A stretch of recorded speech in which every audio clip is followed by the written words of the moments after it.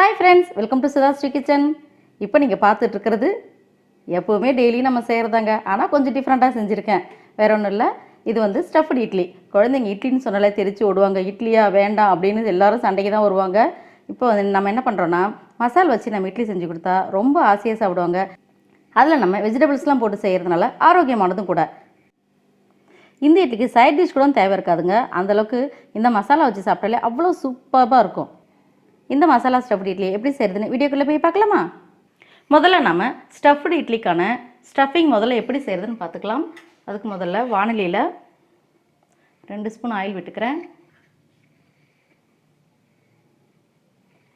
எண்ணெய் காஞ்சதும் கொஞ்சமாக கடுகு சேர்த்துக்கலாம். கடுகு பொரிஞ்சதும் குட்டி குட்டியாக கட் பண்ண பச்சை மிளகாய்,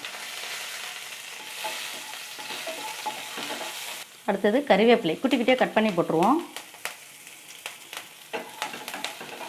அப்போ சாப்பிடும்போது அந்த கறிவேப்பிலையும் சேர்த்து சாப்பிட முடியும்.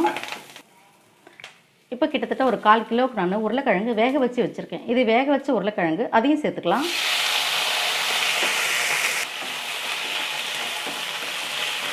அடுத்தது ஒரு 1/2 கப் பச்சை பட்டாணி,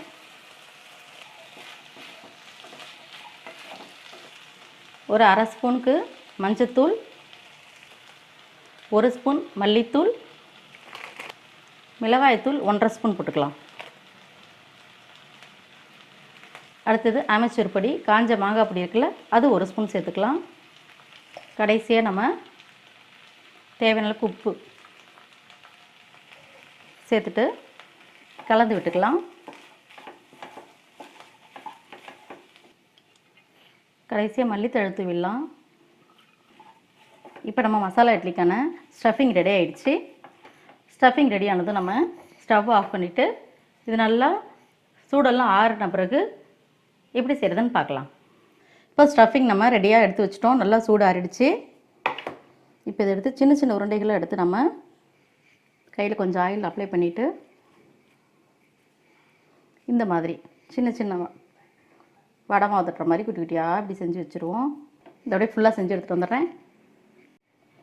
நம்ம ஸ்டஃபிங்லாம் இந்த மாதிரி செஞ்சு ரெடி எடுத்து வச்சாச்சு. இந்த இட்லி தட்டில் நல்லெண்ணெய் தடவி வச்சுருக்கேன். நான் நல்லெண்ணெய் தடவி இட்லி வச்சோம்னா ரொம்ப சூப்பராக இருக்கும் டேஸ்ட்டு. இப்போ இட்லி மாவு ரெடியாக இருக்குது. இதில் 1/2 கரண்டி மட்டும் முதல்ல ஊற்றிக்கலாம். ஒவ்வொரு ஸ்டஃபிங் எடுத்து நம்ம இப்படி நடுவில் வச்சுக்கலாம்.